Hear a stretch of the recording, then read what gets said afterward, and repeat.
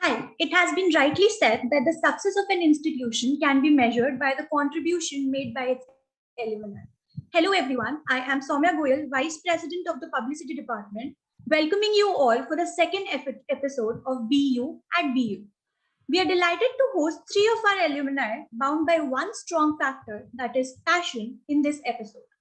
This ones, the who continue to influence us as we take to moving ahead in our paths of life. They have also been one of the major pillars behind laying the foundation towards us achieving what we have in the college right now. I would never want to miss an opportunity to learn from them, and it gives me immense pleasure to welcome them. With that, I hope you'll enjoy this event today as you get to know more of their journey and learn from it. I would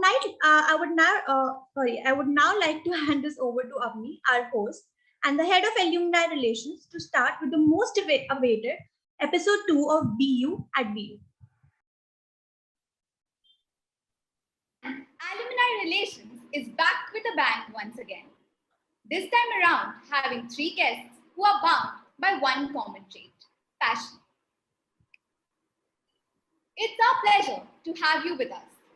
Three exceptionally skilled people who managed to strike the perfect balance between surfing the mobile phones and surfing books. Doing what they love and loving what they do, a mission on their mind, and an aim to bring about change. They are the gurus of talent, creativity, and fearlessness. Yes, they are the ones whom you could not only catch easily on campus, but they are easily, but they are easy, but you'll be easy, but it's easy to catch them on social media as well. So without wasting any time further, let's start this card of conversation with as we are going to take you on an amazing ride. The heart and soul of Club Advaita, he pursued Bachelor of Arts in Journalism and Mass Communication at Bennett University. Actively involved as he was in co-curriculars along with managing academics, to know of his journey of becoming an entrepreneur is what we look forward to in this episode of BU at BU. From Shami Sangeet to jamming sessions whenever possible, he was known for covering all spheres. The founder of Advaita Live, which aims to shape the public communication sector in India, he is also a government consultant. And no brownie points for guessing this. It's none other than Lakshay Sharma. It's a pleasure to have you with us today, Lakshay. How about you speak a few words about your journey of becoming an entrepreneur beyond millennials and social media? Over to you, Lakshay. Hello, everyone. It's been a pleasure coming here as a speaker. So I remember studying in the class as a student to the time I'm coming to the same university as a speaker virtually. But I'm very happy to be here as a speaker for this show. So sharing my journey, I completed my Bachelor's of Journalism and Mass Comm in specialization with public relations. So I did my honors with majors in public relations, and my interest areas inclined towards fields like event management, public relations, advertising, marketing, and all. So I graduated in May 2020. So I was in the founding batch of the Times School of Media. So after graduating from Bennett, I did my last internship with Ad Factors PR, which is the biggest PR agency in India, I guess. So after completing my internship, I could have got a good job in public relations sector. But because I did so many internships and I had an exposure of working for so many clients, so I thought that I should experiment all the learnings I've learned in the campus through my own venture. So I wanted to experiment it, and it was the time of COVID-19 when the lockdown thing began. So along with the lockdown, I started my own firm with the name Advait Live. So I was the secretary for Music Club Advaita, and I did a lot of work during my tenure as a secretary. So I took the name from there, and I continued Advaita, and I started my own firm Advait Live. And since then, I'm experimenting my skills. I'm working in the direction of my vision, which is doing something for the public sector in India. doing something in the field of good governance, public policy, public relations, and inspiring youth to be in the government sector rather than going to the private sector, inspiring youth to aspire themselves to become something in the government space. I try and step beyond the boundaries, is how he introduces himself through his Instagram bio. From ramp walks to major events, one could always spot him with his weapon, fashion. Presently working at Foxy Miron, a digital ad agency, he was a Times Fresh Face runner-up and pursued Bachelor of Arts in Journalism and Mass Communication at Bennett University. I guess you all must have guessed it right by now. It's none other than Viren Tak, our second guest for the day. Welcome to the show, Viren. We are excited and curious to know of the insights, tips, and tricks that we will get to know from your journey today of becoming the perfect influencer that you are. Over to you now. Hi, Avni. Thank you so much for having me here. I think perfect is a little exaggeration. But also, please don't mind the white that my teeth are looking right now. I think it's just adding to the look. So I'd like to say, rather than initially talking about the journey that I embarked upon on the career basis, I'd like to start with the journey that I embarked within. So basically, I'll tell you when we graduated. Few months after that, the lockdown had begun and the whole world was in a chaos, in a chaotic condition, which was the pandemic. So I think my journey actually began in understanding what I wanted to be and what I really, desired out of my life. So while I was very, over the top interested in advertising, I also realized that maybe there is more to what I need to do in my life. And that's when I started, I went back to writing. As a kid, I used to write poetries. So when the lockdown began, I graduated and then, I started working in an advertising agency, and then the lockdown began. I was stuck in a home like every one of us. So I started realizing that maybe I should go back to writing, and I went back to writing. And when I did, I realized that storytelling was something that I was actually interested in, telling stories and through characters and actually changing life through that. So then that's how I understood that why I got interested in advertising in the first place was because of the beautiful stories one could tell. And then I started searching for multiple ways one could tell stories. And I don't think I found even 5% of what I'm looking for. But I think this journey of me from college till here was mostly a journey within, where I realized what I really wanted to do in my life.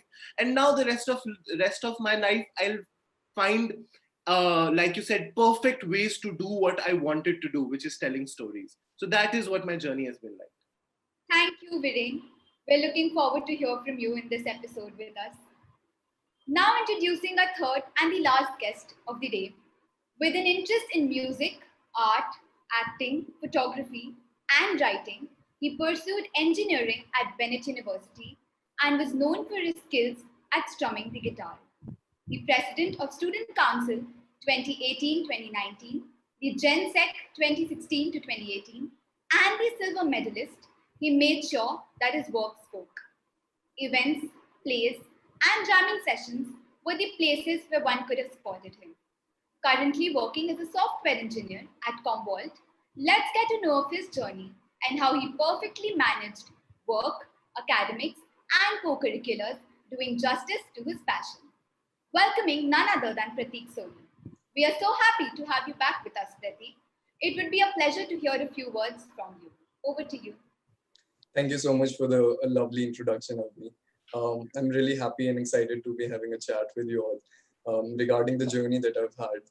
And, when I look back at it, when I reflect on it, there's one major thing that really stands out is that when I came to Bennett, I was a very, very shy boy, you could say.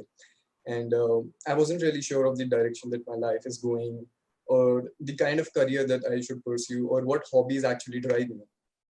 But that's where I realized that college is one such place that can be exceptionally transformational. As Viren said, his journey, rather than a more external one, it's been more of an internal journey. So I can say on the same lines that it's been so for me, because throughout college, it was not just about making friends or handling responsibilities, but I actually took out the time to explore different things. And that's what we're going to be talking about in the conversation later on. But that's what I expect from every student who may be watching this or who may just getting themselves enrolled in university, that, make the most out of this time, because it is this time where you can explore things differently and actually discover yourself. Because when down the road, when you have to get into a career, that's when you kind of need to be sure where you're headed. As Viren said, that he found his drive in storytelling. So that's the best part about college, that it provides you with an opportunity and an environment where you can actually figure out where you want your life to head. So really good to be chatting with you. That's it. Thank you so much, Prateek. And now I see that with the curiosity rising, let's delve into their journey and get insiders of their motivation to never let their passion fade. And then that's how we start with segment 1. College days are fun and the most stress-free days of one's life. Time flies, and this time seems to be faster as the longing to get back to college increases as our days left in college only decrease. I do speak for everyone when I say I miss it. Being graduates now, you guys must have been missing it all the more, with even the farewell being due. But we've got you covered. And now it's time to reminisce the memories. My first question is for you, Lakshay. So, how important do you think, Lakshay, it is to build a strong social network during your college days? Did you get that exposure back in college? And how has it helped you, Lakshay?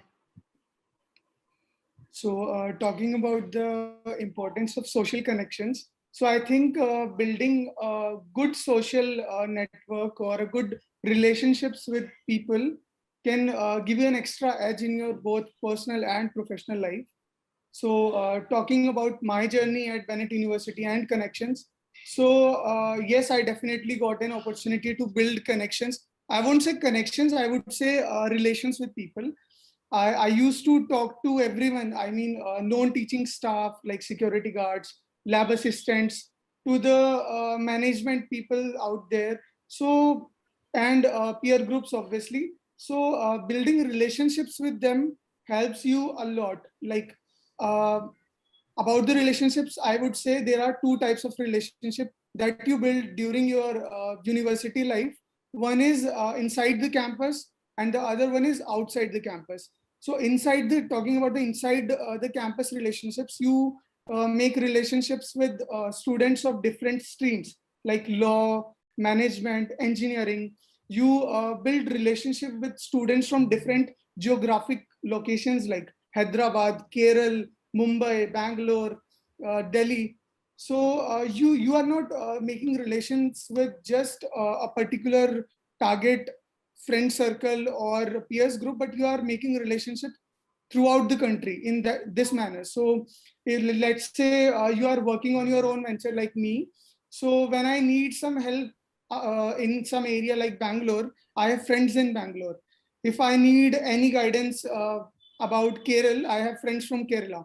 So I can easily do my research work through those friends. I can easily get help through those friends. But the connections, making connections is not important. Making good connections is important. How healthy relationships you make, that is the most important thing. And secondly, talking about the relationships outside the campus. So Bennett University provides a lot of opportunities to go to various events like Times Literature Fest, Bharat Arogyam Fest, World Economic Forum's India Economic Summit. So going there as a event management member or as an anchor, you get an opportunity to interact with a lot of people from the industry. Not only from the industry, but your peers group from other colleges.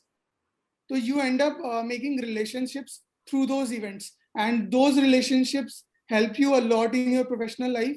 Let's say, I'll give an example. I went to World Economic Forum's India Economic Summit 2019 as event management volunteer.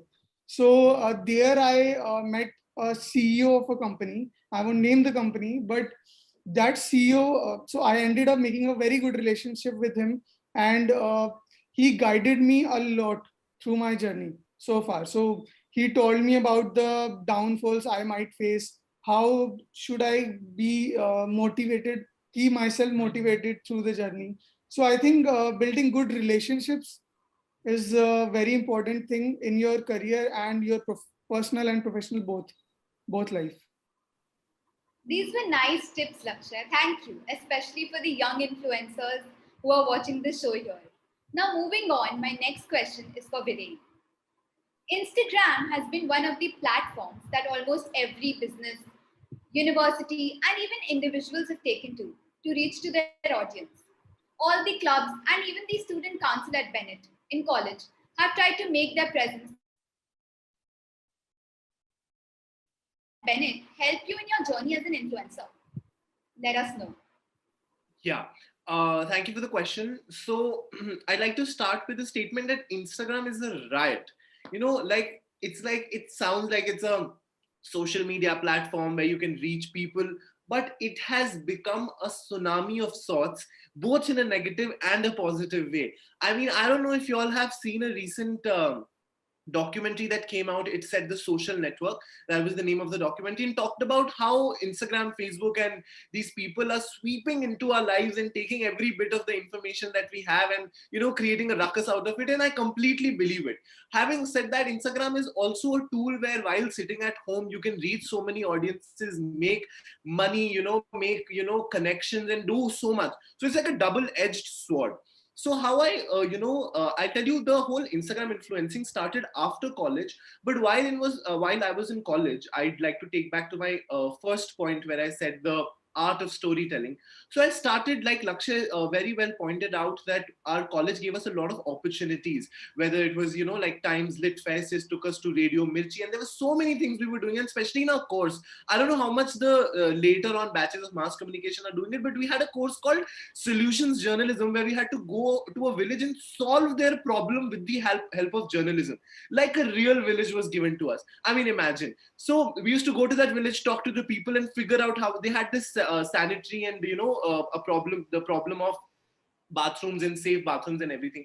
So then I realized how you can actually go and you know, that we were not actually working towards building a bathroom. We were just using journalism to solve their problems. Again, using storytelling to solve a real life issue. So these were the opportunities which made me realize that you don't always need to be on the ground to do certain things. Sometimes, as they say, the pen is mightier than the sword, and it actually is. So that's what my college journey made me realize, that even when if a time comes where I'm not able to do something physically, and exactly that time came after the college when the pandemic began, I couldn't go out and do certain things. There was this tool I was handed, you know, which was Instagram.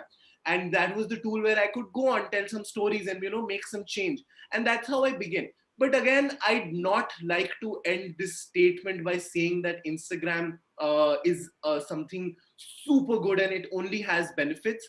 No, I'd like to say, yes, it is good, but then it also could take over your life if you let it. So, you know, it's a very balanced, you need to strike a balance when it comes to social media. And I think that's where you win the game, if you are able to strike the balance. So I won't say either that I'm able to strike a balance, because sometimes it does take a better part of me. But yes, it has been a blessing for me in disguise during this pandemic. And I did, get a chance to do what I love through Instagram. Thank you so much, Viren. This was really motivating, and I'm sure most of us agree to what you've said. Over to Prateek now. There's so much that you've done as a Benetian, Prateek. From extracurriculars to academics, you've aced it all. How has it all contributed to where you stand today? Yeah. Thank you for the question, Abni. That's a pretty relevant question, actually, because I feel that like when I was going through my journey in college, it was very important to look up to idols, you know, who could tell you that how things are actually connected.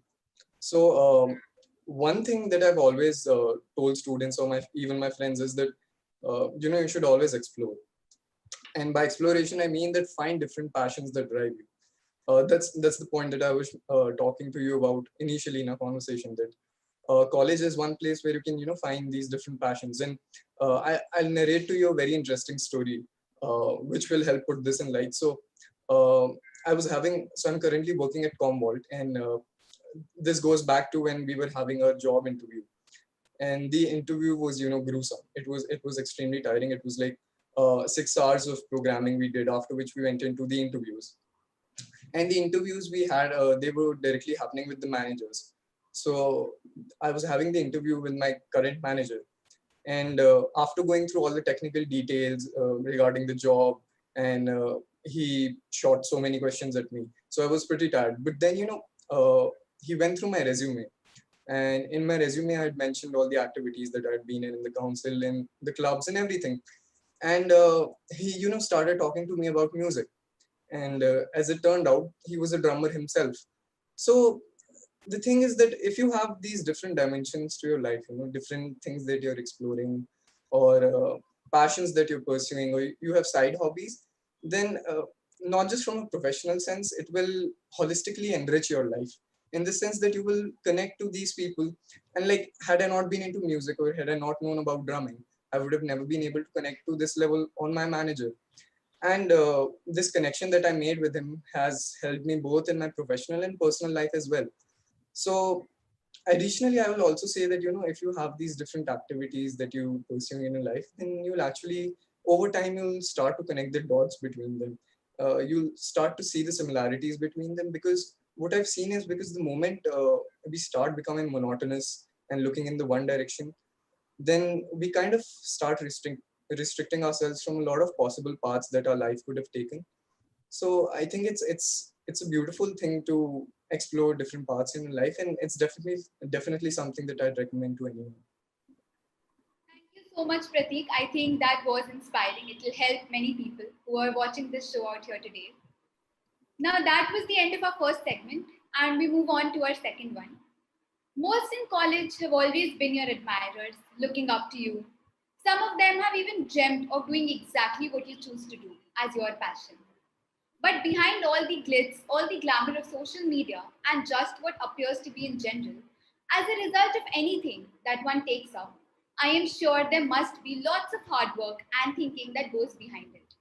And that's exactly what we wish to dig deeper into in this segment of ours. Let's go behind the scenes and see what lies before lights, camera, and action. We begin with this segment with Viren. So, Viren, my first question for you. What inspired you to create a social media handle, and what motivates you to keep creating content? What is the kind of content that you share? Could please throw some light on the same? Right.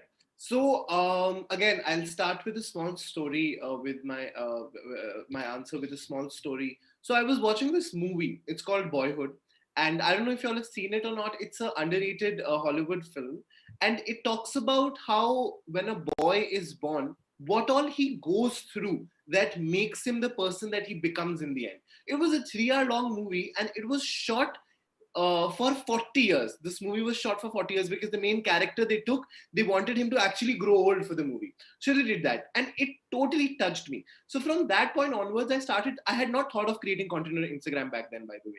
So it was just the beginning of lockdown. So I was thinking that how this is so correct that while a lot of conversation has been happened on how women should be treated equally and what all goes wrong with women, which is absolutely correct. I thought there is a lot of conversation that also needs to happen, that what goes wrong with raising up the men the way we do. So that was a very important and a pushing factor that I came across. And then I was like, maybe sometime I will talk about it and think what happens and everything. And later on, then when I found this tool Instagram, and I started, and I thought that I could make a video, I followed a trend, and then it got certain kind of likes that it did. So I thought maybe I could make more videos. So I channelized that thought process into my whole Instagram idea.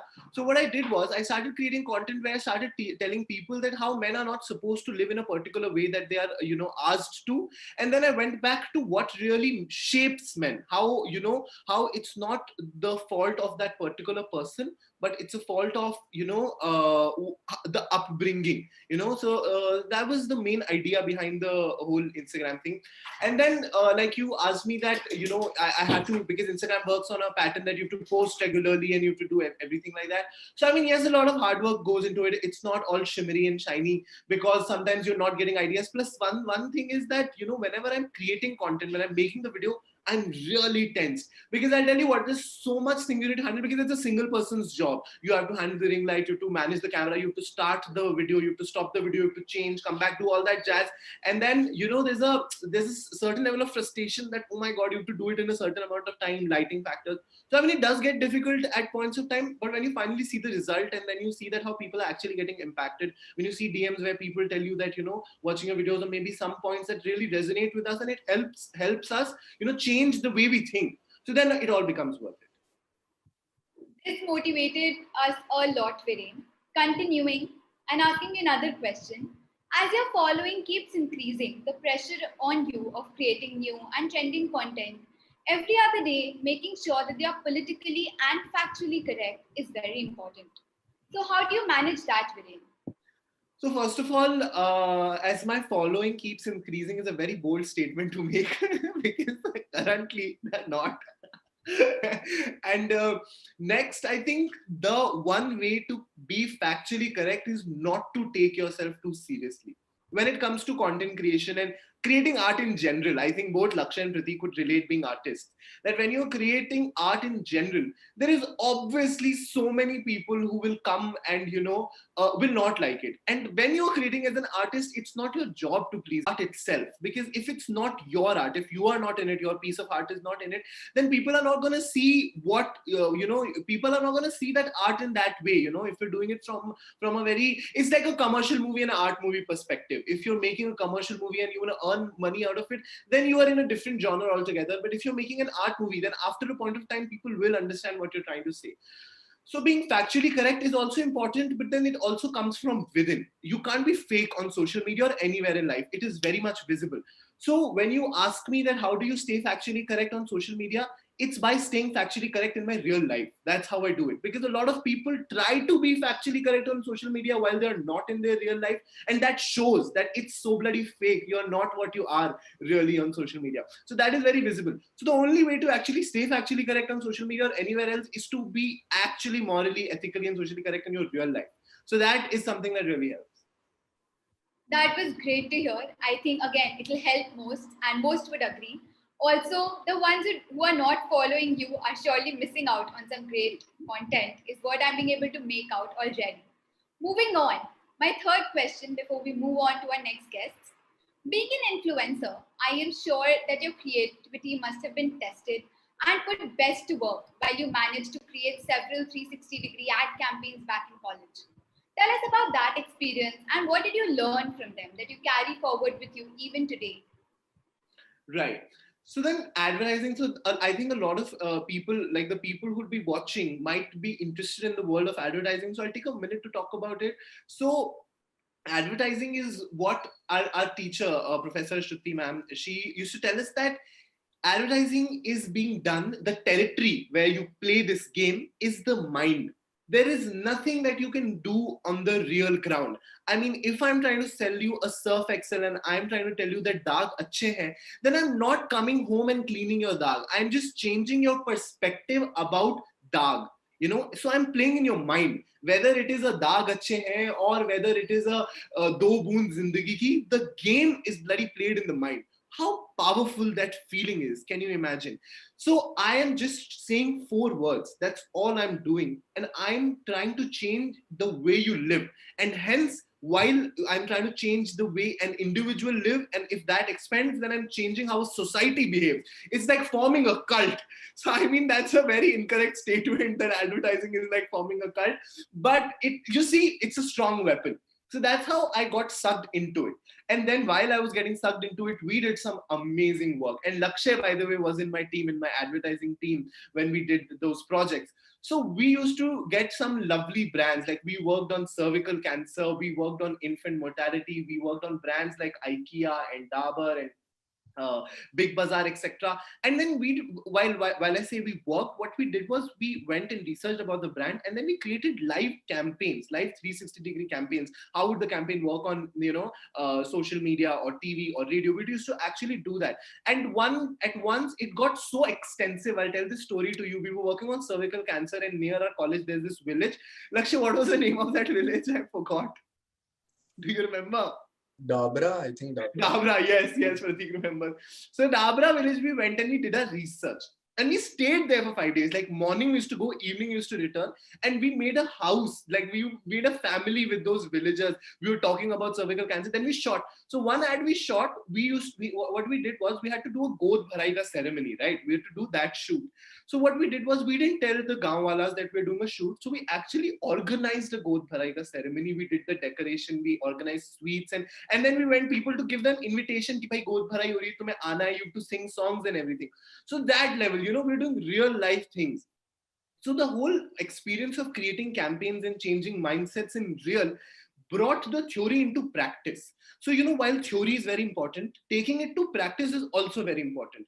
So while you're reading something in book and then you're actually going to a village and doing and organizing events like these, then you get sucked into it. And even in college, we organized a fashion show and we did so many creative things and our imagination used to run wild. So then that brought everything into practice, you see. So that's how the whole thing of creating 360-degree campaigns and making advertising campaigns and reaching out to people of all age groups, societies, ethnicities, groups, and then doing so many creative things together, that brought the whole knowledge into practice. So that was one thing how it actually helped us. And this turns out to be a great tip for the ones who are young and want to explore this platform. I think these were great tips, Viren. Thank you. And my last question for you in this segment of ours is that how has this experience of creating content and balancing work, which requires you to be as creative, been for you? And how is it very different from the real world of advertising and what we do in college? So, right. So it's a very nice question. This is again a question of striking a balance. And I again won't give a career-centric answer on this. So I'll tell you one more anecdote. So I was watching this video with A.R. Rahman. And A.R. Rahman, somebody asked A.R. Rahman that, sir, how do you do it? This bloody music, it's so good. Like, you're the best we have. How do you do it? So he said that when you're giving something, you need to take from somewhere, right? So मतलब अगर मैं एक अच्छा music दे रहा हूँ तो मुझे कहीं से लेना पड़ेगा. अब वो कहाँ से मैं लूँगा? And that's when he mentioned the thought of spirituality. He said that he's too much into spirituality.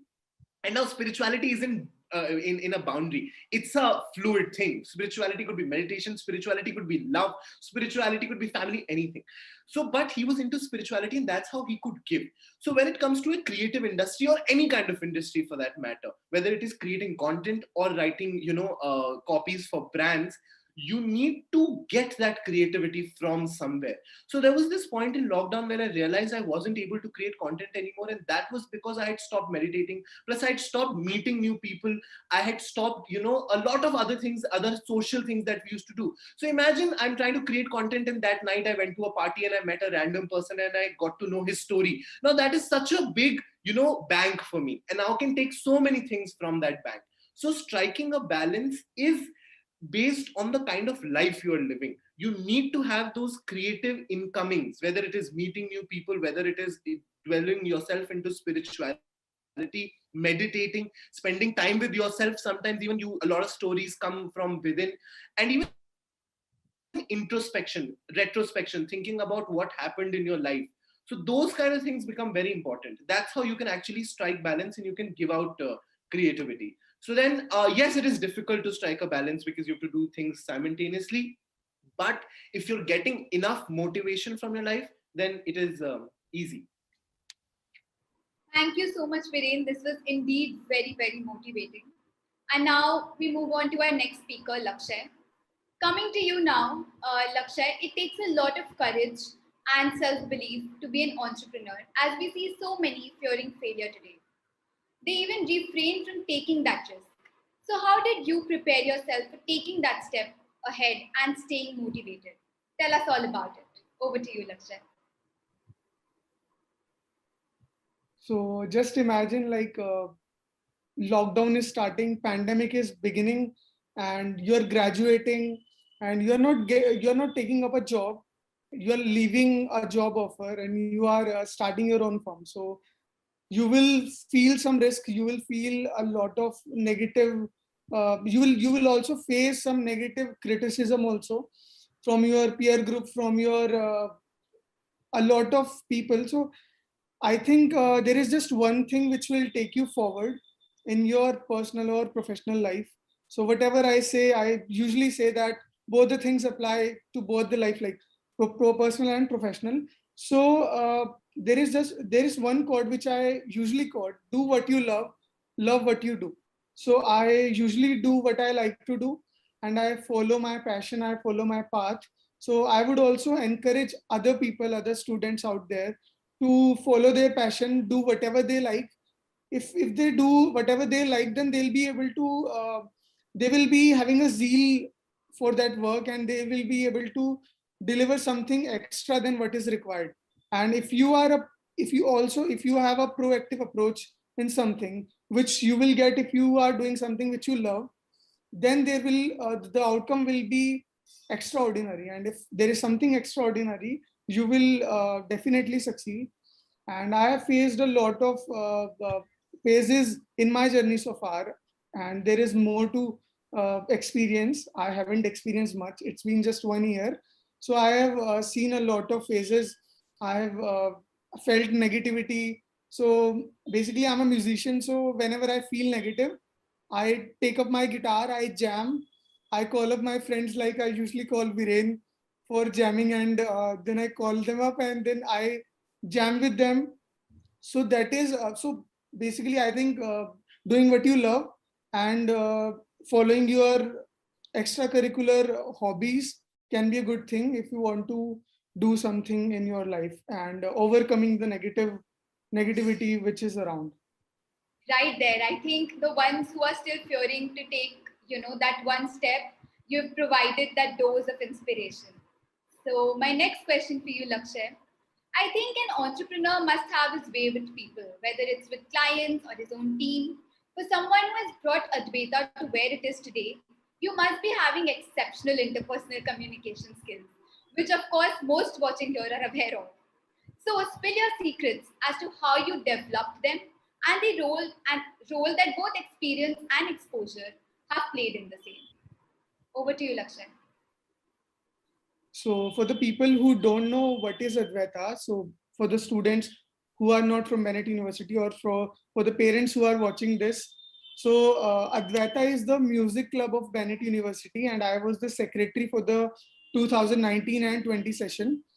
So I remember when I became the secretary for Club Advaita, so I always had a passion for music. I did not want to pursue music as my profession, but I always used to play piano, play guitar, sing sometimes. I used to play a lot of instruments, and I'm a self-learned musician. So I haven't taken any coaching from any expert. So I'm a totally self-learned musician. So I had a passion for music, and when I started out with Advaita, so there were just one event in the experience of club so far. So there was just 1 or 2 events which had happened before. So when I started out, I had a very small core team, and everybody in the core team was so passionate about music. So I won't say I grew Club Advaita, but it was the teamwork and the team effort which was put in. Pratik Bia was also there in the core team and as a mentor for our club. So because he had been president for the council, and he was also a very active musician at that time. So during my journey with Advaita, I used to, so when I joined university, I was a very introvert person. I did not used to speak in public. When I became secretary, so pehle I became a core member, then I became a core member for other clubs, and then I became secretary for Club Advaita. So it was a phased journey in Bennett. So then when I became club secretary for Club Advaita, I applied all the skills I had, like public relations skills, event management skills, which I have learned in my curriculum, to the Club Advaita, and I gave my 100%. Like I collaborated with 50 plus colleges in Delhi NCR, which is a very big number. So there were students in Delhi NCR region who did not know there is a university like Bennett University which exists, but they knew there is a club called Advaita which exists. So everybody in the Delhi NCR region knew Club Advaita. So we built relationships with the music societies of other colleges. We scouted good artists within the campus, and doing all these activities helped me grow as a person and helped me learn new things, leadership skills, presentation skills, public speaking skills. So to be honest, I'm not a very virtual type of person, so I don't prefer to speak in a virtual environment. That's why I'm feeling a bit nervous here. But when I come to ground events, so that's my area. So I feel And very if this confident. is nervousness, what would be the confidence like? So There's no yeah. need to get nervous, Lakshya. I think the secret is out, and I think you are, impacting people just as you wished you to. So people can get started now. I think Lakshya has filled the secret, and yes, I think there's a common thing between all good leaders: they never take the credit. So, Lakshya, my next question for you. You spiked both my interest and my curiosity when I learned that you are an entrepreneur with your own consultancy startup, Advaita Live, and that you also work with the different departments of the Government of India as a consultant. What do you exactly do, and how has the experience for you been? Okay, so I'll begin my answer with correcting you a bit.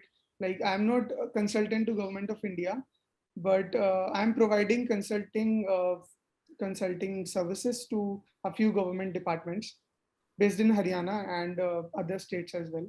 So I'll begin with my journey at Bennett University. When I entered the university, as I told you, I was not into public speaking at all. I did not know how to manage teams. I was not a leader when I entered the university. And while being in the campus, while attending events, so basically there was just one thing about me that anybody would agree. So I would also like to give the whole credit to Student Affairs Department for providing me so many opportunities to grow myself. So I used to take up all the opportunities I used to get. So whenever I used to get a mail for volunteering for event management or volunteering for anchoring, even then I was not a public speaker, but I used to take up anchoring opportunities, and I used to mention that I was a public speaker in my school life. So I used to get those opportunities, and I remember my first public speaking experience.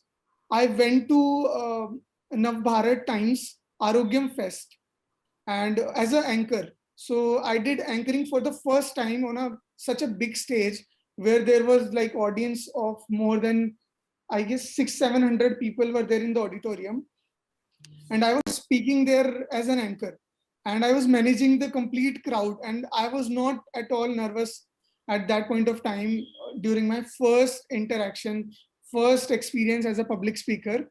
So I think you should take up all the opportunities you get.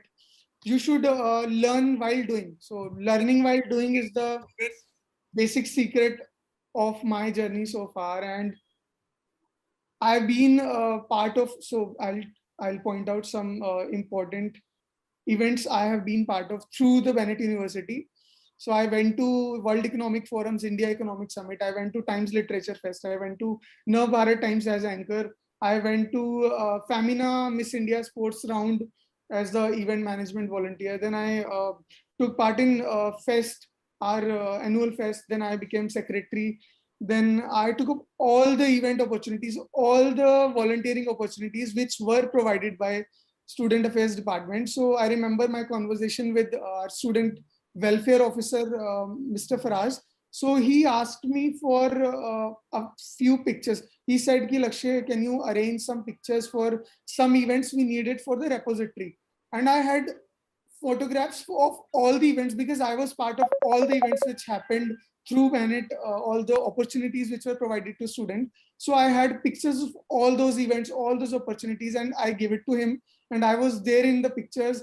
So I think whatever opportunities you get through the university or outside the university, you should take up those opportunities. You should grow yourself as a person while pursuing those opportunities, while learning and while doing those things. So I think practical learning is the best learning experience ever, and you won't get it through books. And I would also like to highlight one more very important thing. for the parents who are watching this, it's a very important point. So during my first year, I had a CGPA of 7. It was 6.98 something in my first year. And after my first year, I started taking part in college activities because I was very nervous during my first year. So with the semesters growing there, like second, third, fourth, fifth semester, the responsibilities on me were increasing. Like on the second semester, third semester, I was a core member of one club. In the fourth semester, I was core member of 3-4 clubs. In the fifth semester, I became secretary of Advaita, core member of almost all the clubs, treasurer for one club, and then I was very active in student affairs. So with the increasing opportunities, तो my parents used to say कि अब तो यार number गए तेरे, अब तो मतलब रिजल्ट बहुत खराब आने वाला है, ये सेक्रेटरी वेक्रेटरी और इन चक्रों में पड़ गया, तो पूरा दिन इसमें लगा रहता है. तो with the opportunities, my CGPA grew up, and in the last semester my CGPA was 9.2. So can you imagine 6.9 to 9.2? That was the graph. So 6.7, 6.9, then 7.5, then 8, then 8.5, then 9, then 9.2. That was the graph of my CGPA. So this is one point I want to highlight कि along with the opportunities, ये सब जो extracurriculars करते हो, so it is not necessary that your CGPA will suffer because of those opportunities. If you are following what you love, if you are doing what you like, then you will certainly grow yourself as a person and as a professional and as a career path. Everything will grow and you will like boom in your journey. Seizing opportunities, I think that was an amazing tip. It made people feel so positive as well as it's so motivating. So thank you for that, Lakshay. My last question to you. Why did you choose to work with the government sector at a time when most wish to work in private firms and companies? Do you think that there are any myths surrounding people not wanting to join government sector? And what is your say on it? Would you like to break any myths? Over to you. So one of the objectives of the campaigns we create through public relations is reshaping the image, or maybe you call it repositioning the image of a particular brand or for a person in the case of personal branding or personal PR. So I will relate it to my story. When I came to Bennett University, I came from a very small town of a state like Haryana. So whenever you hear the word Haryana, so people who don't know much about Haryana, they think Haryana has only agriculture. It doesn't have any culture. And there are a lot of other myths कि सब हरियाणवी जाट होते हैं, Haryanvis are rude, Haryanvis are illiterate. There is no culture in Haryana. There is no successful personalities from Haryana. Very few people know about the sports person and Manushi Chillar and many other actors and actresses from Haryana, but not all the people know about them, and they are not clear about the nature of Haryanvis. So when I came to Bennett University, I used to hesitate telling that I am a Haryanvi. When my friends used to ask me, when people used to ask me, Lakshay, where do you live? So I did my 11th and 12th class from Delhi. So I used to say that I stay in Delhi. I'm from Haryana, but I stay in Delhi. I used to say that I'm staying in Delhi. I never used to say that I am a Haryanvi or I am from Haryana. So I think being a public relations professional, being a youth, being a Haryanvi, so being born and brought up in a state of Haryana. So I think this is my responsibility, and this is the responsibility of other youth as well.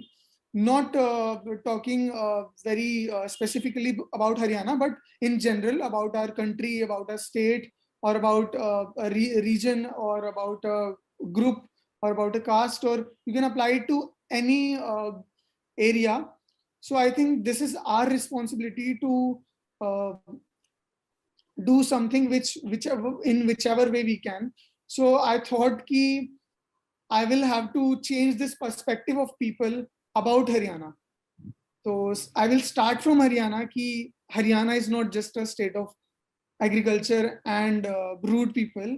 but I will bring up the real stories of Haryana, the real stories of our country, India, and doing PR. So there comes the need for doing PR with government agencies. So I don't only work with government agencies, I have private sector clients as well to sustain myself, because government, working with government is not very organized at this stage of time, and also working with government requires a lot of years of experience, and there are certain eligibility criteria to get empaneled with the government organizations. So to sustain myself and to work in whatever way I can work with the government organization, I am working with private and government both. But I have this idea and this passion for doing something for my country, something in the field of public sector, and I want to change this complete public sector communications from traditional PR, traditional communication tactics, to modern PR, innovative PR, new media techniques, engaging youth for the change. And there comes another a very important topic to focus upon, which is good governance. So I'm also working in the field of good governance. I'm researching about it, and I'm trying to incorporate good governance strategies and good governance platform for the youth through my firm. So I'm working on a couple of other projects as well, wherein we can engage youth for good governance uh, for our country and for our government departments.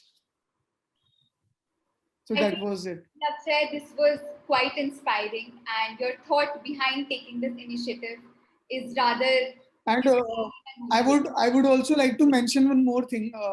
While I graduated from Bennett University, so in the final semester, there is one final project. You call it research project, or you call it thesis, or you call it capstone project in Bennett. So my capstone project was in public relations, and my topic was reshaping the state's image using PR.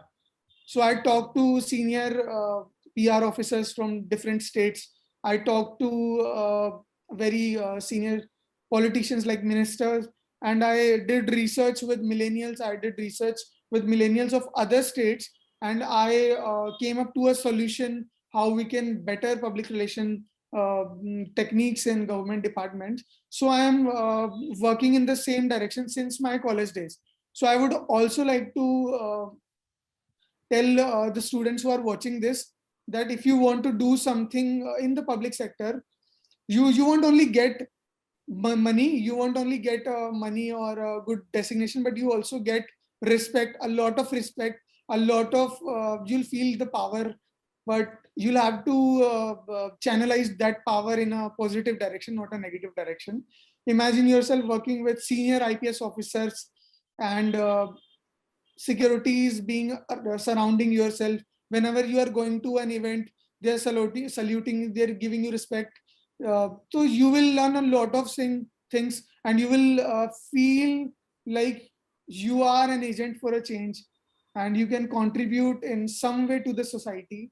The society has given you a lot of things, so you can also give some things to the society. So I think everyone should focus upon being in the public sector also, because these days lateral entry has also come into play. If you look at the central government ministry, there are positions like young professional. So if you are a student, you are graduating from college, and you have worked in social sector through NGOs or through any other your personal projects, so you can apply for the post of young professional, or you can apply for the post of consultant in the central government ministries. Like there are also positions in Niti Aayog, there are also positions in Ministry of Culture, Ministry of Information Broadcasting, Ministry of Textiles. There are, I mean, uh, huge scope of opportunities in the government sector also. So I think you should do research, and feel free to reach out to me in case you need any help or any guidance from me. Thank you so much, Lakshay. Now, as we move to the end of segment 2, our questions for Prateek. You have been a part of so many things, ranging from music, art, and acting to leadership, work, and organization. At the end of the day, this must have been very exhausting mentally. More with work now. So, how do you manage to take out time for yourself while being in this continuous hustle of fulfilling responsibilities? Over to you, Prateek. Thanks for the question, Avni. It's very relevant, and we'll see why. So I'll actually go over two major aspects that are there to this question. The first one is that, as Lakshay very rightly mentioned, that you must love what you do. It's extremely important, because if you actually love what you do, then a lot of the question that you asked, it becomes it doesn't hold any power in you. Because see, the thing is, if you're really involved in what you're doing, then you'll be less tired both physically and mentally, since you're going to be excited to just keep learning more about what you're doing.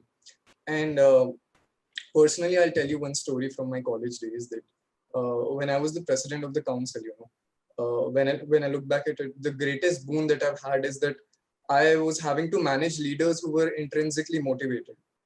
I mean, so back at the time, council was at a very nascent stage. We were just setting up the framework and infrastructure. So at the time, we didn't have any rewards or trophies or ceremony to be there at the end of the year where we reward. There was no such thing. But despite that, despite there being no rewards, these club secretaries, general secretaries, the club members, core team members, these guys were so intrinsically motivated, and they were working so tirelessly. Like, I remember seeing it, it was such a smooth sailing ride for me, because I didn't have to do any handholding to these guys. They were motivated by themselves, and it was very easy for me to look. So one thing I would suggest is look out for such people during your college life. People who are intrinsically motivated. I mean, as Viren was also pointing out, back in the time we had this team of Cerebrum, and Viren used to handle a lot of storytelling and publicity events for these guys, like before the main event happened. So these guys were intrinsically motivated to do these things. Even though the secretary would, give them certain directions that, this is what you have to do, this is the event we're doing. But the planning, the execution, and how it has to be done, the guys were handling it themselves. So what I suggest is find such people. Find people who are intrinsically motivated, who are driven, and not because they're going to get some external reward, like they're not getting paid for it, they're not going to get a trophy for it. Just people who are intrinsically motivated, find them and just try to ask them, what is it that motivates you? Why do you do this? Why are you driven? And you will find one common thread between all of them. They will say that it's only because it brings us joy. It only brings us the bliss at the end of the day, knowing that we put in all that we could from our side. And so that's one thing, that if you really love what you do, then you really won't be coming at a place at the end of the day where you're feeling very mentally or physically exhausted. However, the second aspect of this is that despite all of it, despite loving what you do, there will be times where you feel overwhelmed because of all the responsibilities that you have been given. So as Viren rightly mentioned, that you need to strike a balance, and this question is especially relevant in this time, because I will say you need to find a way to channelize yourself. And what I mean by channelization is you need to inculcate a habit in your life where you just sit down with yourself and find an activity that brings you to peace.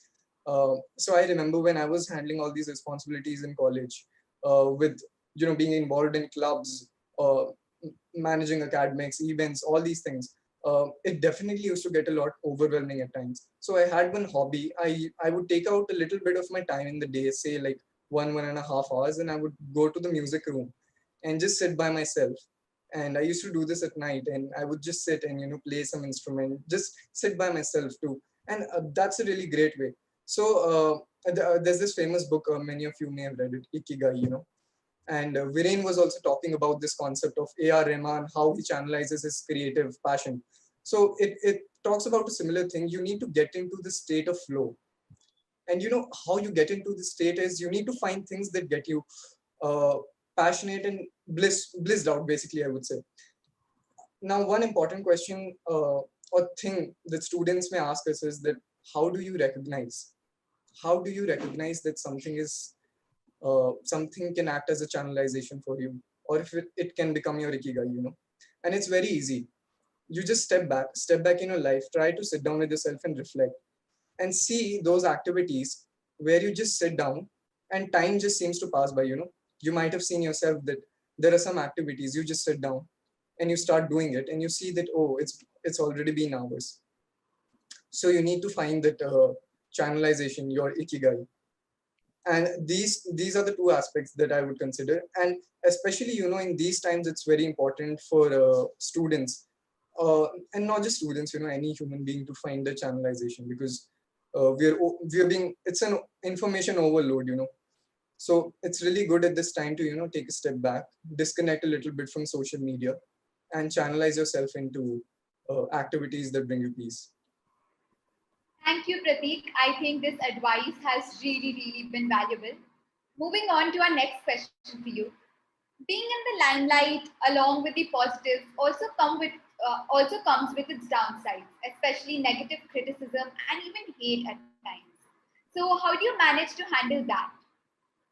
Yeah.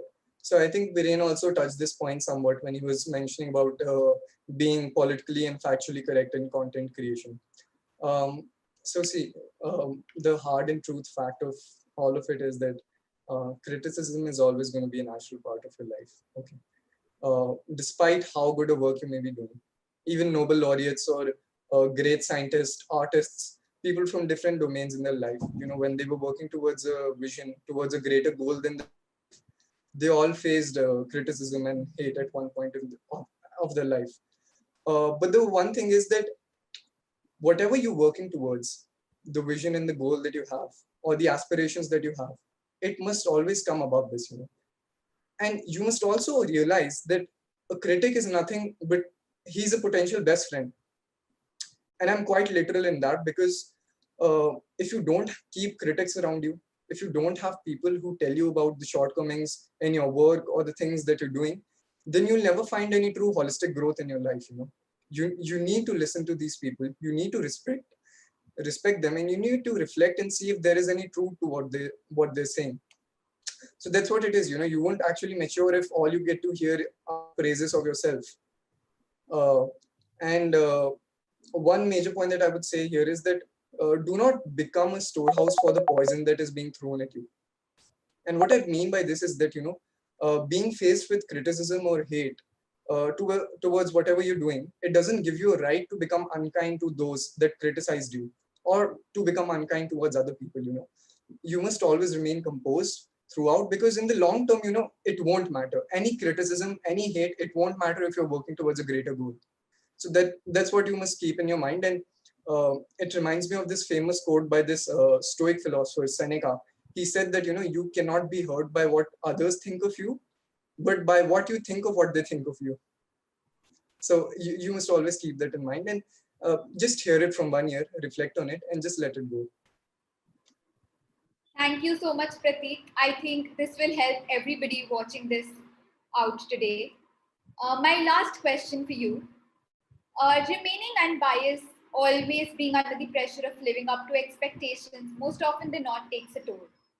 How important a role do you think self-introspection plays when handling different situations at different times is concerned, especially when you know how much of an influence you have on the ones around you?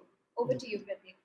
That's a great question. So, see, if you're signing up for a role that makes you accountable to a group of people, and it lays expectations on you, on your shoulders, then you must always place that vision, that larger vision that you're working for, above your own personal agendas. It must always happen. And so on these lines, introspection becomes of utmost importance. As Viren was pointing out that, inculcating the habit of sitting down with himself again, meditating, helped him to get back in touch with his creative self.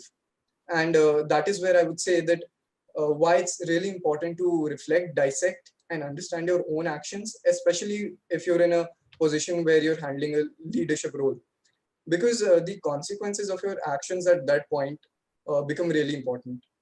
And it is only through reflection that you will be able to correct course if it is required. And not just, I would say, not just for an influential role, even for any person, for even students, simply, inculcating a habit of sitting down with yourself or some form of meditation. And by meditation here, I don't mean that, just sit quiet in a particular posture and reflect. No, your meditation could be anything. It could be working out, it could be boxing, it could be playing basketball, some instrument, anything. But you need to spend time with yourself and understand why you're doing what you're doing and what are the consequences of what you're doing. Because ultimately, if you're in a position where people are looking up to you, then there is a certain, certain image that you must always keep around, because people are looking up to you. And one thing I'll tell you is, this is where I've seen in college, for me, the role of seniors has played an integral part. When I had just come to college, we had our MBA seniors, and these were guys, they had their college time, and these guys knew how the functioning is, how college is. So we always used to look up to these guys, how things are going. So they always used to maintain a very, they always had a very striking persona, I would say. So, and we idealized on that. So it is very important that you maintain this if you're in a leadership position. I think that was some inspirational advice. Thank you so much, Prateek. With that, we come to the end of segment 2. And segment 3 is the fun segment. A little bit of competition here and there. So let's see who wins. I think a lot of questions have been answered now, as I said, but I still have more questions. Don't think that these are my questions, but these are the tricky ones. And I'm sure as a part of this profession now, you must be aware of some giants of influencing. So are you excited? Because I am. And let's No, but see. my question is that, is the one who's winning getting something? Then to we'll play. Otherwise, what's the point? Gifts are there. Much, Prateek, Viren. Well, you better figure something to give us. Yeah, yes, we do have. So don't try to escape. Okay. Come on, play, be sporting. Okay. Let's see how many of them can you answer. So there'll be one question per person. And this is a set of about 69 questions. So, and you get not more than 15 seconds per question. And Soumyadi, don't be a little too kind to them. 15 seconds is 15 seconds. She will be the timekeeper. And we begin. So this is a general question, no marks for this one. Describe the life of an influencer or an entrepreneur or even your passion through a song, starting with Viren. हम किस गली जा रहे हैं, अपना कोई ठिकाना नहीं बयाती पर. Okay, now that is good. How about Lakshay?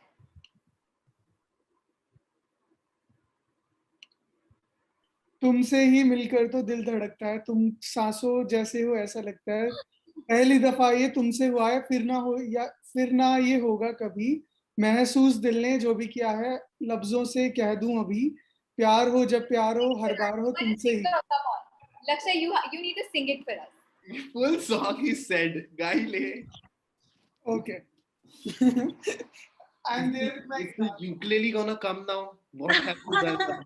This was what we have been waiting for now. Yes. Viren, you was prepared for this, Yeah, absolutely. Always, Prateek. Always.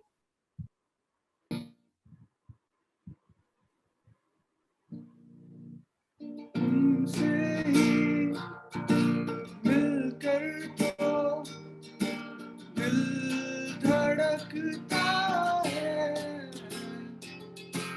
तुम सांसों जैसे हो ऐसा. It's untuned, guys. चला लेना काम. पहली दफा जो तुमसे हुआ है, फिर ना ये होगा कभी, महसूस दिल ने जो भी किया है, लफ्जों से कह दूं अभी, प्यार हो जब प्यार हो, हर बार हो तुमसे ही, प्यार हो बेशुमार हो, हर बार हो तुमसे ही. think that was I was wonderful. untuned, but Thank you I so tried. much. That was superb. Moving on to you, Prateek. Yes, what's the song for you? I'd say Him for the Weekend because मेरा पूरा हफ्ते I'm working 9 to 5, but it's only when Friday night comes that the artist in me starts becoming alive. It's almost an instinctive thing at this point. It's like an alarm that's being set, so that happens on the weekend. All right. That's so relatable.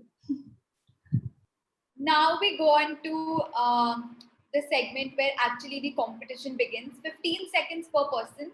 Soumyadi, keep the time. Don't be too kind, please. The first question is for Prateek, and it's a who am I? So my name can also be a variant of a beverage. I have a variety of videos and have content for all ages. My content is never foggy, but mind it, no one can even copy. Who am I? And your time starts now. I'd like to use phone a friend to Viren. You I don't have that. Sorry. Mhm. And your time is up. That's too short, yeah. Anyone else who thinks they know the answer? Viren, Lakshay, anyone? I think they do not. So the No. answer to this is filter copy. Who? The second one is for you, Viren. Okay. A part of my name rhymes with holy. Maybe that is the reason I am so jolly. I cannot see anyone in pain, so I tend to be a little insane. Who am I? Is it mostly sane or Absolutely. Dolly? Okay. You got it. So 5 points for Viren. 5, directly 5 points. Okay. Lakshay, now for you. My age never stopped me from posting, and hence I took up roasting. I gained success round the clock, and Very all happy. hands to tick. Very Absolutely. 5 points. I think this round it's 5. Viren 5, Lakshay 5, and Prateek 0. Are they so easy? Are roasting? You gave me a fruit. The filter copy one was tough, huh? It was all... Okay, now Viren, this one should be tough for you, but let's see if you can crack it. Okay. I can switch characters in a click, and soon I stood on the peak. People sometimes say that I'm a little hyped, but I can play a role of any type. Is it Bhuvan Bam? No. Okay, wait, give me one more sec. Hyped, overhyped, you can play characters. I don't know. Kusha Kapila? No. Okay. Time up. Yeah. BB Vines. Who? BB Ki Vines. Which is Bhuvan Bam? Okay, then I think I will give that to you. That was my bad. Yeah. Me? 5. That was my bad. Sorry, guys. So I think Viren is acing it. Now over to you, Lakshay. My videos can involve members of my family, and I tend to deliver my content timely. Some say that my surname is unique, and some find me loud when I speak. Who am I? Harsh Beniwal. No. Let me guess one second.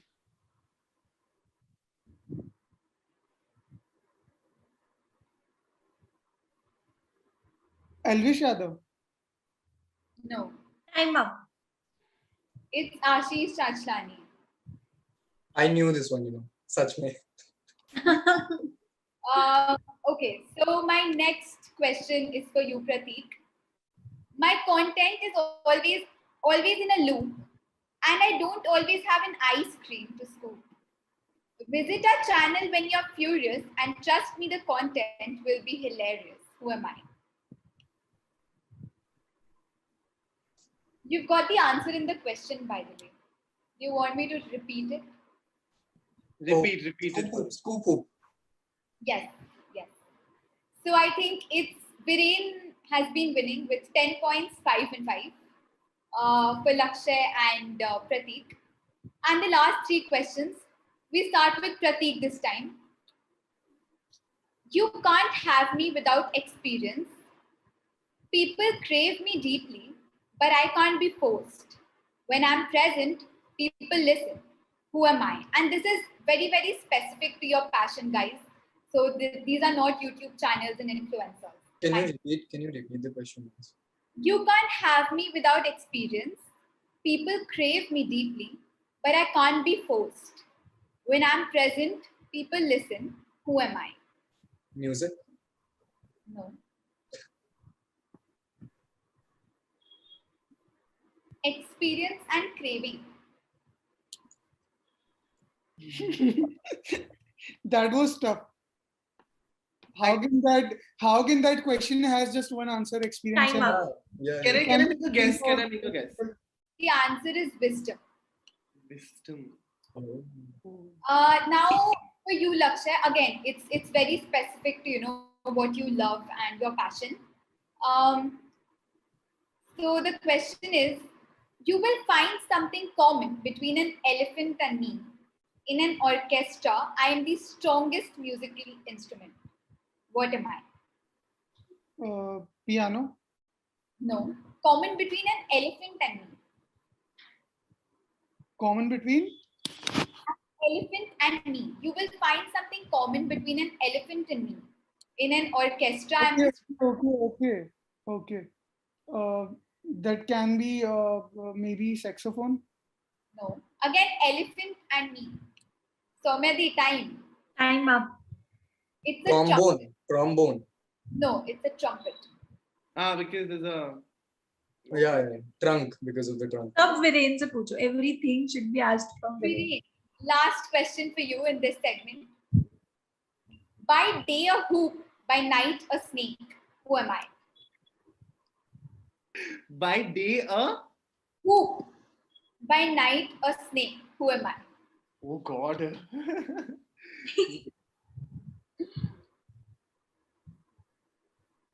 I have no clue.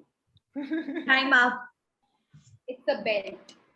I was thinking belt. I swear I was thinking belt. I'm not kidding. I was about to say it. But how? Actually, dear, who? मैंने सोचा था, should have said it, but I won anyway. Yeah, Viren has won. So it's 10-5-5, and we come to the end of this segment, and which was fun, though I'm impressed, not impressed with your knowledge. Moving towards the last segment of our conversation today, I would request you to talk more about your roller coaster ride, and this time it would be a perfect combination of advice and learnings for us, fellow Venetians. Now, these are common questions, and we'll go one by one. So, starting with Lakshay first, what has been your BU at BU moment? Over to you, Lakshay. At BU moment, as in the show or in general? BU at BU, no, in general. In general, what has been your In BU? general. Okay. So people usually say I'm rude. Junior especially, they say I'm rude. So I mean, do what you like be nice to people. I used to be myself. I used to be nice to people, but they call me rude. So that is the contrast between two. Okay. I think. So I mean, be yourself, like be yourself, like your personality, like whatever, however you are. So I think I relate to the statement because I had a very similar impression before I became a part of Advaita Koti. Anyway, for Viren, what has your BU at BU moment been? Okay, so I think one moment that was super precious to me in my, I mean, there have been a lot, by the way, very difficult to choose from, but one of them would be, so I remember the first year, in the end of first year, I'd gone through all the fresh face thing had happened and won it. So what happened was we were having this advertising period and our teacher asked us that we'll select from chits that which group will go first to present, right? So, but she said that who will pick up the chits now? I won't pick up, you'll say I'm biased. So then she asked me, ki, tell us one lucky charm from your class. And everybody unanimously said my name. And then ma'am said that you think is your lucky charm. And I think that was a beautiful moment. It was so cute. Everybody thought I was the lucky charm and I picked up the chit. So then why this moment became special was because how you are at a godforsaken random place in Greater Noida, and you are not stuck but living with these people, and you can find family within them, because we are all the time surviving with these people. So it became it was just we were new, we were like 6-7 months old, and they thought that I could be their lucky charm. So imagine the level of connection we had formed. So that moment became very special for me. I think this is really, really adorable. And of course, makes sense why it's special to you. Moving on to Acha, Pratik. Avni, sorry to interrupt, but I misunderstood the question. So I will answer my question. I will frame my answer now. So my BU at BU moment was a late night jamming session. So we remember when like around midnight, our fest used to end, and I used to host late night jamming sessions in the mess. So we used to jam on our guitar the complete night. Pratik Bhaiya would remember. We used to sit there in the mess and we used to jam the complete night there. After the fest used to end and security aa jati thi, but hum utte nahi the. So we used to stay there till like 5 in the morning. So that was my BU at BU moment, and jamming with your friends, jamming with similar interest peer groups. So everybody used to jam on the rhythm of guitar. Security. That was my. I think we need to learn the convincing skills from you people. Yes. We surely can't convince them. Moving on to Pratik. What has been your BU at BU moment, Pratik? Yeah.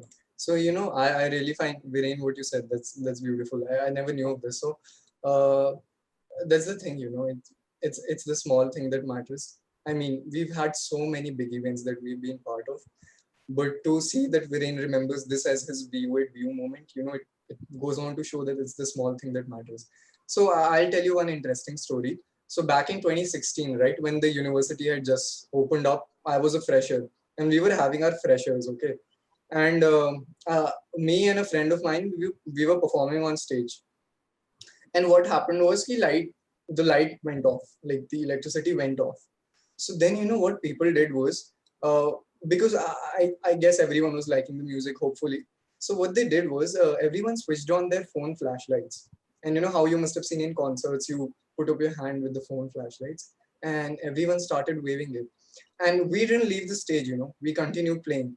And the environment that was created, it was, as Viren said, you're in the middle of nowhere practically, but then you get to have these beautiful experiences. So that was one particular BU at BU moment. Aside from that, every time, I whenever I got the chance to perform on stage, that used to be a really nice time. And another short story I'll tell you is from, this is also from my first year when Silhouette had just started out, the art club.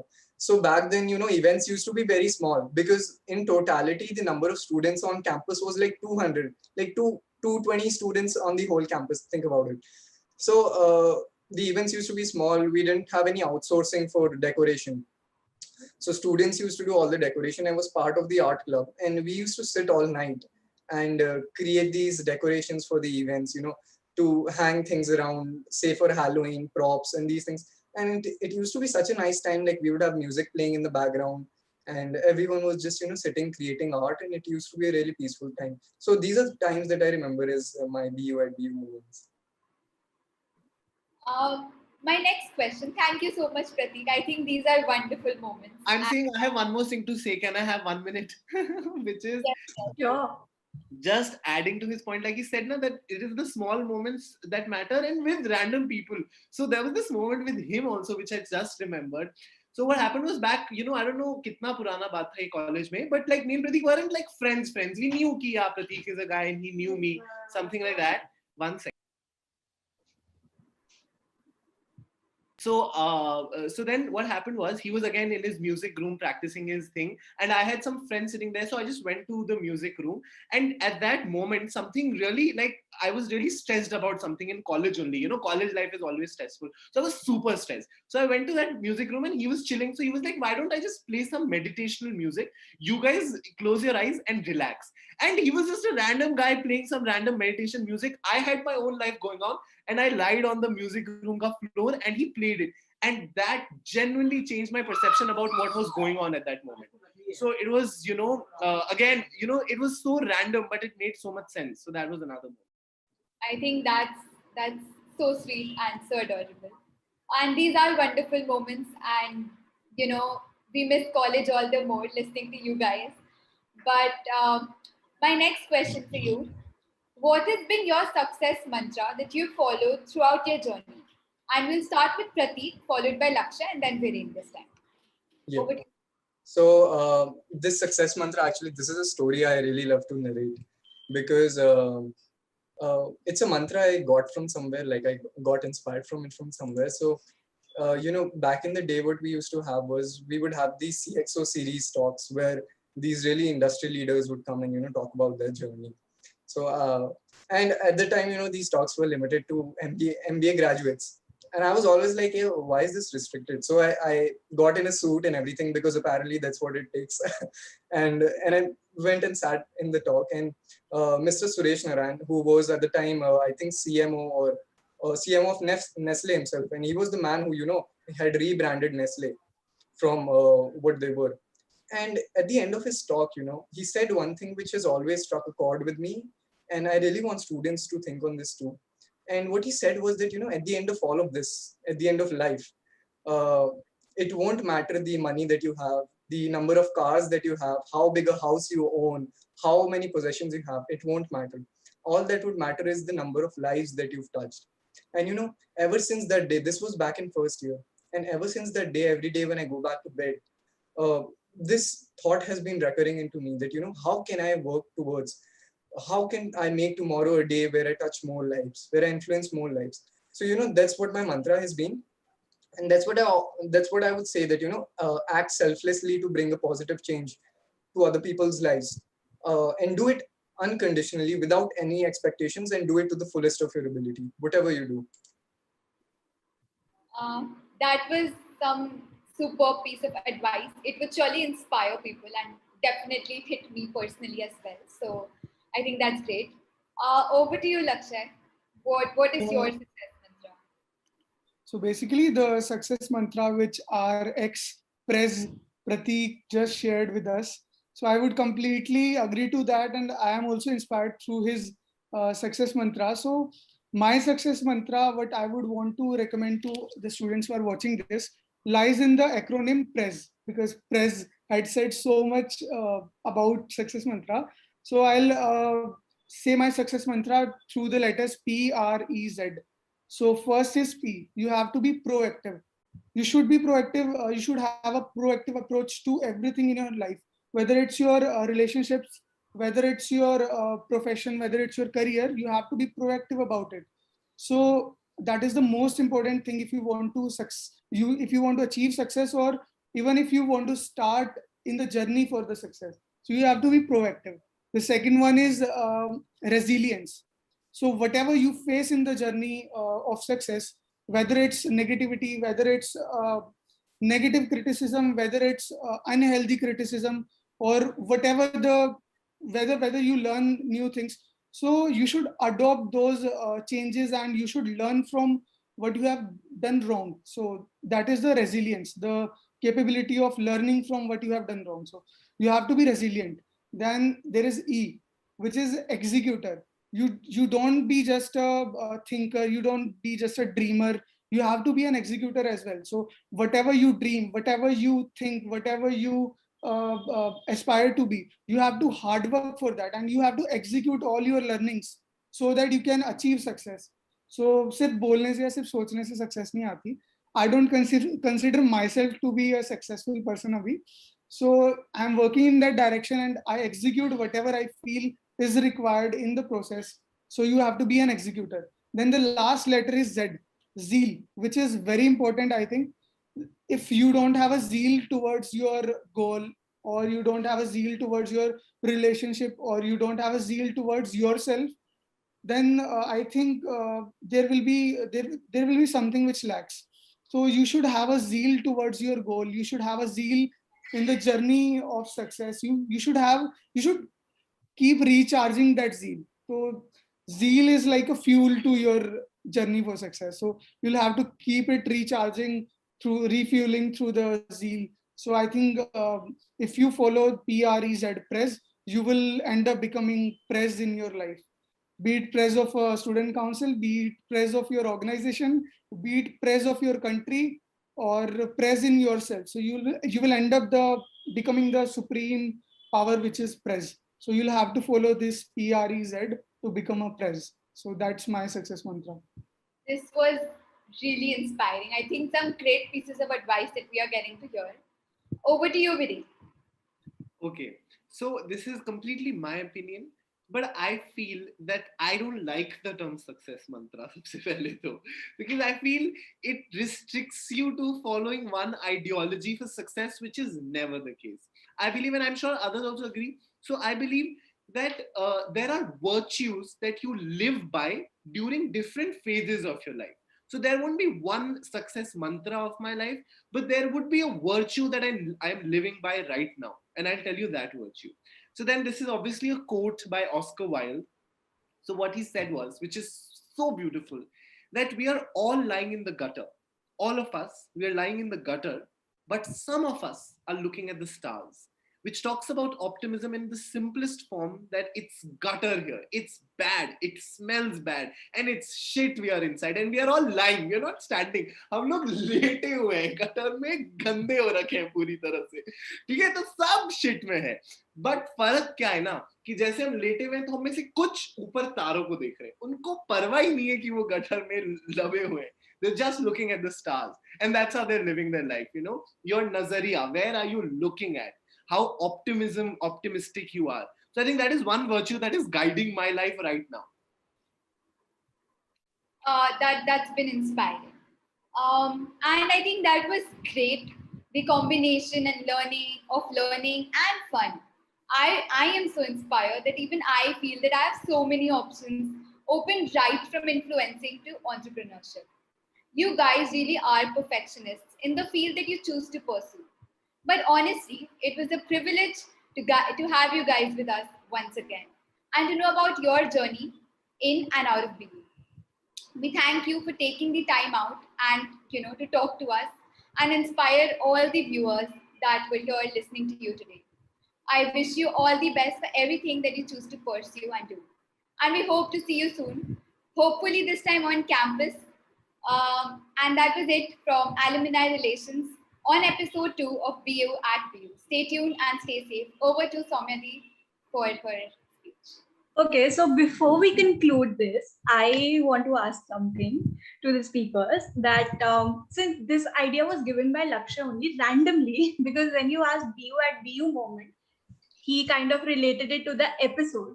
So I would now want to know your BU at BU moment of episode 2. So let's do it and start with Lakshay only because he wanted to talk about it maybe and he perceived it right. Lakshay, you're on mute. So I think coming at BU at BU show as a speaker has been an amazing experience here. And I think reliving all the memories we used to cherish about the Bennett University and our college life. So that is a beautiful experience and beautiful day in itself. So thank you for calling me up and helping me relive those memories again. Okay, Prateek. We were able to do that. First of all, thank you so much, guys. It's been amazing. And the set of questions was really, really appropriate and very nice. So I think my moment would be, when Viren told me about the time when he came into the music room, when he was going through certain things in his life. And he sat down and he just lay and closed his eyes. So, here's the thing. In life, you may not be aware of you may not be aware of how you touch lives, whether whether in a positive way or a negative way. You may not be conscious of it many times, but it may be happening. So, when Viren told me that that moment really helped him so much, for me, it was, I was just having my own jam session in the music room at the time, having my own time, and it was just playing another song. But how it meant to someone else, I could have never known. And I would have never known had Viren never told me this. So that's what, you are touching lives consciously and unconsciously, whether you're aware or not of it. So try to do it positively. And that's what my view at view moment has been. And Viren, yours? I love both of the answers because I don't have an answer to this one. But I think my view at BU moment would not be just the main show, but the preparation part of it, which was kind of crazy. So I mean, and why it was special was because because we are all stuck at home and we are, like you said, the weekdays we are living and then we have weekends. So it was a breath of fresh air to come along, talk about old times, the whole, even the preparation part of it today. So it was something, a little hour or 2 hours for ourselves where we are not thinking about other issues and we're just chilling. So I think that the whole thing became a moment for me. Great. So along with the audience, we kind of related you or took you back to your memories. So I think, Amni, this was absolutely what the idea was behind this show. So fun, learnings, tips, tricks, insights, influencing, everything this show was a package of. And I thank all three of you, including Avni, for putting this out. And I just hope that we meet really soon on the campus because this is very important. And I want to thank the entire team for doing it. And thank you so much for coming and joining us.